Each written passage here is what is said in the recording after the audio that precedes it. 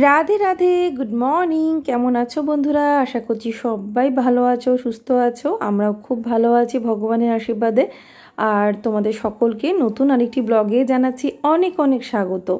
আর আজ হলো 10th September, আজকে হচ্ছে বুধবার। আর আজকে থেকেই মিষ্টু আর গোপালের হাফ ইয়ারলি এক্সামটা স্টার্ট হলো।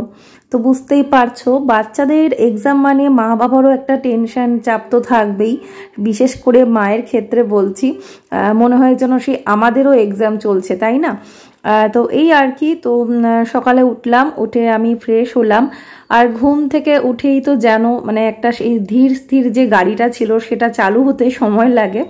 এতটা ঘুমানোর পরে সকালে উঠেই তো আর তড়িঘড়ি করে আর দিনটা শুরু করা যায় না। উচিতই একটু ধীর স্থিরভাবেই আর কি দিনটা শুরু করা। তো সবার ফার্স্টে ঘুম থেকে উঠে বিছানায় বসেই আগে ভগবানকে স্মরণ করি। আর সেই সমস্ত কিছুর জন্য ভগবানকে থ্যাংক ইউ জানাই, ভগবান আমাকে যা যা দিয়েছেন। তো তারপরে ওই মোটামুটি দিনটা শুরু হয়। একটু যোগা সময় পেলে করি, কখনো করতে পারি না। তো তারপরে ওদের স্কুলে তো এখন টিফিন বানানোর কোনো ঝামেলা ছিল না, শুকনো খাবার দিয়ে দিয়েছি। তাও শুধুমাত্র গোপালের, মিষ্টু তো খাওয়ার টাইম পাবে না, তো সেই জন্য টিফিনের ঝামেলাটা নেই বলে এখন আর কি সকালে একটু ভাত করে নিই, একটু আলু সেদ্ধ দিয়ে অল্প একটু ঘি দিয়ে খাইয়ে দিই, কয়েক গাল যা খায় আর কি সকালবেলা। তো আমি ঘর দোরগুলো একটু ঝাড় দিয়েছিলাম, তারপরে ওদেরকে ঘুম থেকে তুললাম, ওদেরকে রেডি করালাম, তারপরে খাওয়ালাম, তারপরে স্কুলে পাঠিয়ে দিলাম। তো মোটামুটি প্রায় এক ঘন্টার গ্যাপে তারপরে আবার ভিডিওটা কন্টিনিউ শুরু করেছি। চা খেলাম, মানে ওদেরকে স্কুলে পাঠিয়ে দিয়েই চা করলাম, চা খেলাম। তারপরে চলে আসলাম রান্নাঘরের যে বাসনগুলো আগের দিন রাতে মাজতে পারিনি, সেই কয়েকটা ছিল। আর সাথে কিছু বাসন যেগুলো ধরো চা করেছি সকাল থেকে, ওদের খাবার মানে যেটুকুনি খাইয়েছি আর কি, ভাত রান্না করেছিলাম, টুকটাক যা জমেছিল সব আর কি মেজে নিলাম। কারণ রান্নাঘরে সিঙ্কে বাসন পড়ে থাকবে এটা আমি বেশিক্ষণ সহ্য করতে পারি না। আমি রাতেই বাসন মেজে রাখতে পারতাম, কিন্তু জলের অসুবিধার জন্য এখন রাতে বাসন মাজা আপাতত বন্ধ করে দিয়েছি। মোটামুটি এঁঠো বাসনগুলো বাইরে থেকে মেজে আনি, আর ঘরে টুকটাক যা কয়েকটা বাসন, 2, 3, 4 যাই থাকুক ওগুলো আর হাত দিই না। এমনিতে তো হাঁড়ি রাতে মাজতে নেই, হাঁড়িটা তো ভিজিয়েই রাখি, এরকমভাবেই চলছে আর কি। আবার জলের সমস্যাটা ঠিক হয়ে গেলে তখন আর অসুবিধা হবে না।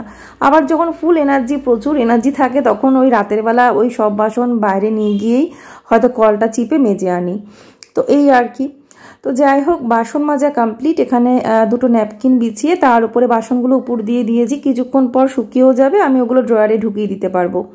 বাকি টুকটাক কিছু জিনিস ছিল এই আমার এই জানলা তাকের ওপরে, সেগুলো পরিষ্কার করে মানে সেগুলো নামিয়ে নিয়ে জায়গাটা একটু মুছে নিলাম। তারপরে এই যে কাপের স্ট্যান্ডটা প্রায় ফাঁকা ছিল, তার জন্য গুছিয়ে রাখলাম। আর মাঝে মধ্যে এরকম হয়, এইভাবে কি হয়েছে, আমার একটা কাপ ভেঙে গেল, জাস্ট এই 2 দিনের মধ্যে কাপটা ভাঙলো আর কি।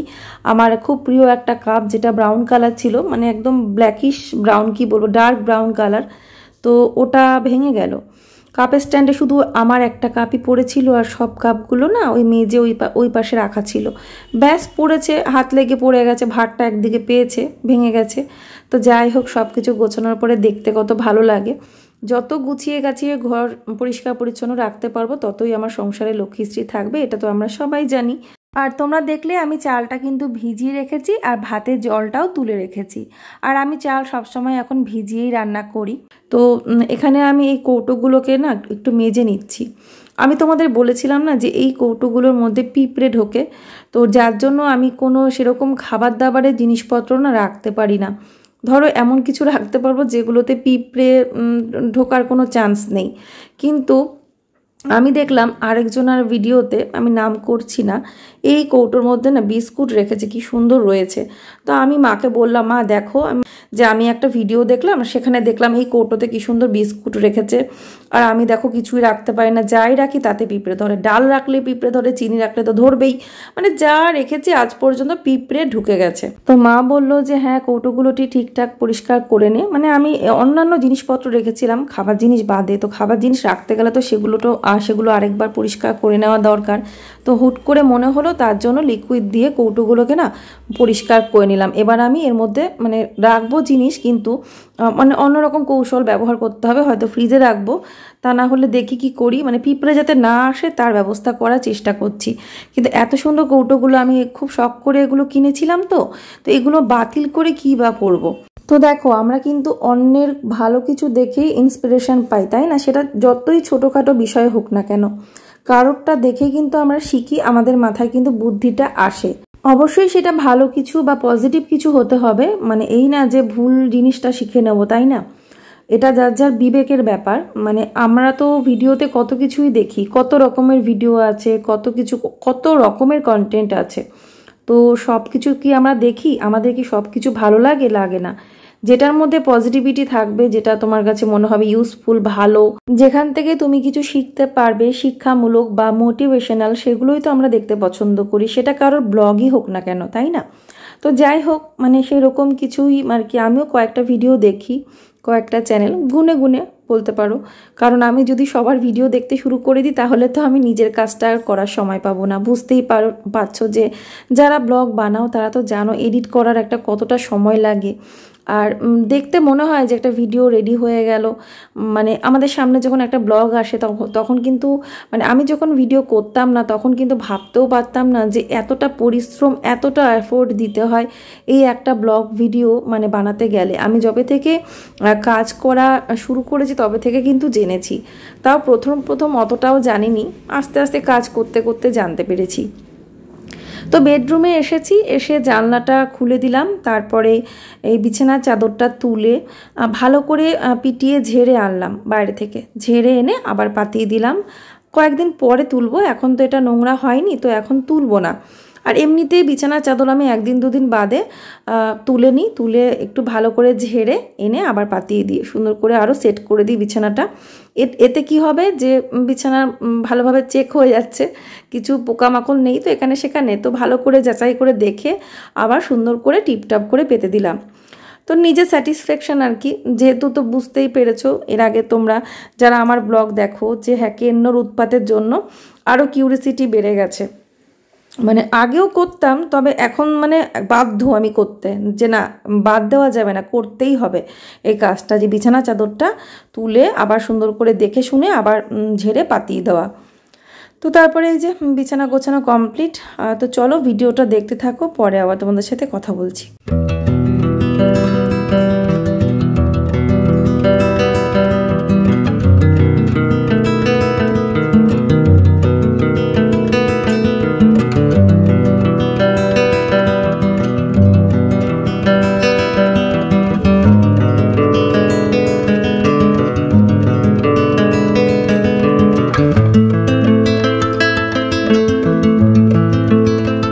তো এর মাঝখানে কিন্তু তোমাদের জন্য আমি একটা ভিডিও বানিয়েছিলাম, তোমরা নিশ্চয়ই পেয়ে গেছো ভিডিওটা, এর আগের ভিডিওটা, আমার মেকআপ কালেকশন ভিডিওটা।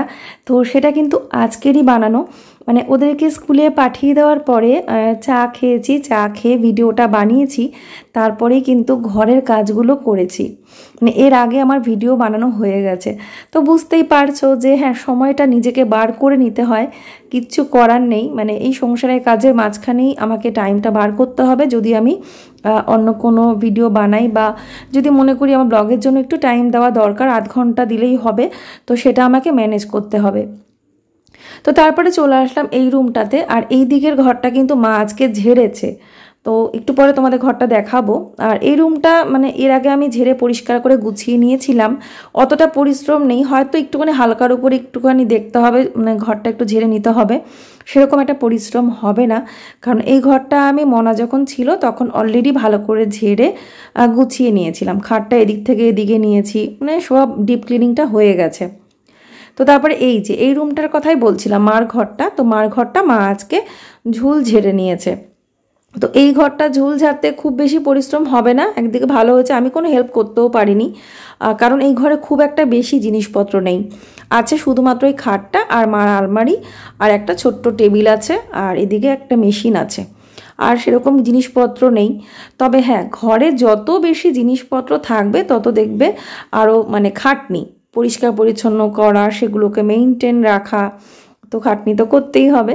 তো সেই জন্য মানে ওই জন্য বেশি টাইম লাগেনি, বেশি একটা ঝামেলা ছিল না।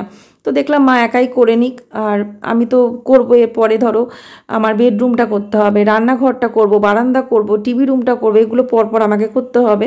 তো এই দুটো হালকার উপরে ছিল, দেখলাম থাক তাহলে মা করেই নিক। তো তো এই ঘরটা আমার করে নিয়েছে, হয়তো এরপরে পাশের ঘরটাও হয়তো একটুখানি ঝেড়ে নেবে। আমি বলেছি যে ওই ঘরটা ঝাড়তে হবে না, ওই ঘরটা পরিষ্কার, আমি তো করেছিলাম, তাও মা হয়তো নিতে পারে। তোমাদের সবার কি ঘর বাড়ি পরিষ্কারের কাজ হয়ে গেছে অবশ্যই কমেন্ট করো। দেখো এই দুর্গাপুজো আসার যে সময়টা কতটা আনন্দের না, এই বিশ্বকর্মা পুজো থেকে শুরু হয়, মানে এই যে পরপর ফেস্টিভ্যালগুলো রয়েছে, বিশেষ করে দুর্গাপুজোর যে একটা মরশুম, যে একটা ওয়েদার, যে একটা আলাদাই এর মধ্যে এনার্জি থাকে, তাই না? কত কিছু ইচ্ছে করে, মনটা অটোমেটিক্যালি দেখবে ভালো হয়ে যায়। মনে হয় যেন কোথাও একটু যাই, ঘুরে আসি, মানে শপিং করতে যাওয়া, একটু ঘুরতে যাওয়া, মানে একটা আকাশে বাতাসে একটা আলাদাই মানে পরিবেশ, একটা এনার্জি, সেটা কিন্তু আমি অবশ্যই ফিল করি, আমার খুব ভালো লাগে। এই শরৎকালটা হচ্ছে আমার সব থেকে প্রিয় মানে একটা ঋতু বলতে পারো। যদি বলা হয় আমাকে যে তোমার সব থেকে প্রিয় ঋতু কোনটা, আমি বলবো শরৎকাল। মানে এই যে আকাশের দিকে তাকালে যে পেঁজা তুলোর মতো যে মেঘগুলো, কাশ ফুলের যে বনগুলো দেখা যায় একটুখানি ইন্টেরিয়ার সাইডে, ইন্টেরিয়ার ঠিক বলবো না, হয়তো ভুল বললাম, ধরো বাই রোড কোথাও যাচ্ছি, রাস্তার দুধারে যে জমিগুলো থাকে সেখানে কাশফুল দেখা যায়, প্লাস গঙ্গার ধারে কাশফুলের বন হয়ে থাকে, উফ কি দৃশ্য, মানে তাকিয়ে থাকতে ইচ্ছা করে। আর সত্যি মানে এই এনার্জিটা অন্য কোনো সময় আমার মনে হয় না পাওয়া যায়। তো যাই হোক, চালটা মানে ছেড়ে দিয়ে আসলাম, জলটা গরম হয়ে গেছিলো, আর ওদিকে সোয়াবিনটা সেদ্ধ বসিয়ে দিয়ে আসলাম। এসে একদিকে রান্নাটাও করছি, একদিকে ঘরের কাজও করছি, কারণ না হলে হবে না, টাইমের সাথে ম্যানেজ করতে পারবো না। আবার ওদেরকে আনতে যেতে হবে 12:30টার সময়, ওদের ছুটি, সেই সময়টা যাব, আমাকেই যেতে হবে, তার আগে সব কমপ্লিট করা, বুঝতেই পারছো। তো তাও আমি স্নানটা করব না, তার কারণ স্নান করে ভগবানের জন্য যে একটু সময় দেওয়া, সেটার একটা তাড়াহুড়ো আমার ভালো লাগে না। তো স্নান করে একটু মানে রিল্যাক্স হয়ে ঠাকুরের নাম করব, মানে ঠাকুরের যেটুকুনি যা করি সেটা একটুখানি ঠান্ডা মাথায়, মানে ওই পেছনে কোনো তাড়া থাকবে না, ওইভাবেই কাজটা করতে ভালো লাগে।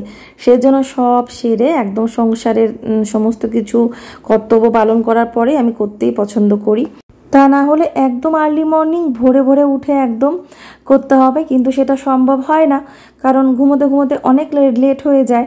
সেজন্য ঘুম থেকে ওঠা ওই 4-5টার সময় আর সম্ভব হয় না, কি করে হবে। তো যাই হোক, আর রোদে গরম থেকে এসে স্নানটা করতেই ভালো লাগে। ওদেরকে আনবো, পরিশ্রম তো হবেই, বাইরে যা রোদ গরম, তার মধ্যে স্কুলের সামনে যা জ্যাম হবে, সব তো একসাথে ছুটি হবে পরীক্ষার টাইম, তো প্রচণ্ড জ্যাম হয়ে যায়। আর সাথে ওদেরকে স্কুল থেকে আনবো, ওদেরকে স্নান করাবো, ওদের জামা কাপড় কেচে ধুয়ে তারপরে আমি স্নান করব। সো ফ্রেন্ডস, এই যে ঘর ঝাড়ার পরে বেডশিটটা চেঞ্জ করলাম, মা উঠিয়ে দিয়েছিল, আমি এখন আরেকটা পাতিয়ে দিলাম, ওগুলো কাচতে হবে। আর এই পার্পল কালারটা পাতালাম এখানে, কটনের যেহেতু। আর বেডশিট পাতালে ঘরের লুকটা কেমন চেঞ্জ হয়ে যায় না? তো কত সুন্দর লাগছে এখন দেখতে, একদম পরিষ্কার পরিচ্ছন্ন টিপটপ। ঘর মুছে নিয়েছি, এই ঘরটাও মোছা, এই ঘরটাও মোছা কমপ্লিট, গোছানো সব কমপ্লিট। এখন এই ঘরে পর্দা দিয়ে দেবো, ওই ঘরে জানলা দিয়ে দেবো, দিয়ে ঘরটা ঠান্ডা থাকবে। তাহলে ঘর মোছা হয়ে গেছে। আর রান্নাঘর বারান্দা সকালেই মোছা হয়ে গেছিলো, এখন শুধু আমার বেডরুমটা বাকি আছে, তাহলেই হয়ে যায়। ঠিক আছে, তো বেডরুমটা ঝাড় দেওয়াটা শেয়ার করেছি, মোছাটা শেয়ার করলাম না আজকে। এখন আমি রান্নাটা ওদিকে হচ্ছে, ঠিক আছে, এখন লাইটটা অফ করে দিয়ে দিলাম, ঘরটা অন্ধকার, বেশ ঠান্ডা ঠান্ডা থাকবে, ওরা এসে শান্তিতে বুঝতে পারবে। তো চলো, ঘরের কাজ হয়ে গেছে, এবার রান্না করব। সোয়াবিনটা ভেজে রেখেছি, সোয়াবিন সেদ্ধ করে ভেজে রেখেছি, ভাত এখানে হয়ে গেছে, এখানে ডাল সেদ্ধ হয়ে গেছে, এগুলো আমি করে নিয়েছি, এদিকে কাজও করেছি, এদিকে রান্নাটাও এগিয়ে নিয়েছি। তো ডালটা সেদ্ধ হয়ে গেছে, এখন ফোড়ন দেবো, ফোড়ন দিয়ে কুকারেই আমি ওই ইয়েটা করবো, সোয়াবিনের তরকারিটা কুকারে করব, কুকারে করলে বেশি ভালো হয়, টাইম বেশি লাগে না আর কি। তো ডালটা এখন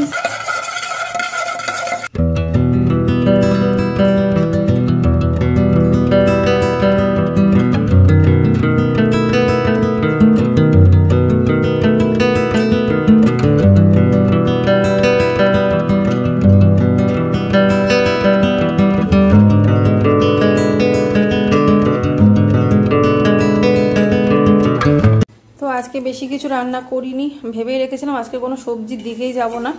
তো এই যে সোয়াবিন আলু দম করেছি কুকারে, এগুলো আর কিছু শেয়ার করতে পারিনি, শুধু সোয়াবিনটা ভাজাটা একটু দেখিয়েছিলাম তোমাদের, কারণ ঝটপট করে রান্না করে আমাকে স্কুলে যেতে হয়েছিল। সোয়াবিন আলুর দম করেছি একদম মাখা মাখা করে, ঘি দিয়েছি, গরম মশলা দিয়েছি। আর এই যে ডাল, অরহর ডাল করেছি, এই যে টমেটো দিয়ে অরহর ডাল করেছি, এই আজকে রান্না। আর ওপরে ঠাকুরকে মা কিছু একটা করে দিয়েছে, কারণ ঠাকুরকে আমি আজকে কিছু করে দিতে পারিনি, তো সেইটা দেখিয়ে জানি না কি ভোগটা নিচে আনলে বুঝতে পারবো, সেটা কিছু একটা থাকবে ব্যাস।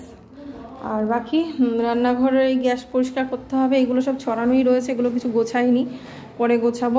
এখন আমি স্কুল থেকে আসলাম, স্কুল থেকে এসেছি, এসে এখন আমি স্নান করতে যাব। আর স্নানটা সকালে তো একবার স্নান করি, তো এখন স্নান আর করিনি, সব কাজ করলাম, রান্না বান্না সব সেরেছি, কিন্তু ভেবেই রেখেছিলাম যে স্নান করে নিজস্ব একটু কাজ থাকে, ঠাকুরের জন্য একটু সময় দেওয়া, সেটা না তাড়াহুড়ো পড়ে যায়। তো ওর জন্য ভেবেই রেখেছি একবারে ওদেরকে স্কুল থেকে আনবো, ওদেরকে স্নান করাবো, সব সেরে তারপরে আমি লাস্টে স্নান করে ঠাকুরের জপ তপ করে তারপরে খাওয়া দাওয়া সারবো। তো সেটাই আর কি, এখন ওদের স্কুল থেকে এনেছি, স্নানটা করিয়ে দিলাম, এবারে আমি স্নান করতে যাচ্ছি। আর রান্নাবান্না ওই করেছি, তোমাদেরকে তো দেখিয়ে দিয়েছি। তো চলো বন্ধুরা, এখন আমি জানলাটা বন্ধ করে না একটু এসিটা চালিয়ে দিই, ওরা একটু বিশ্রাম করুক, প্রচণ্ড গরম, জানলাটা আগেই বন্ধ করতে হতো। হ্যাঁ দিচ্ছি। তো যাই হোক, এখন তো এই যে পর্দাটা দিয়ে দিলাম, জানলার পর্দা। বাবা এখানে বসবি না ওই ঘরে, টিভি দেখবি? টিভি ঠিক আছে, চলো আমরা স্নানটা করে আসি, তারপরে খাইয়ে দেবো এসে। হ্যাঁ সবাই একসাথে খেয়ে নেবো। তো চলো, আমি এখন ফোনটা চার্জে দিতে এসেছিলাম, ঠিক আছে? তো চার্জে দিয়ে এখন ফোনটা, পরে আবার তোমাদের সাথে শেয়ার করছি ব্লগ।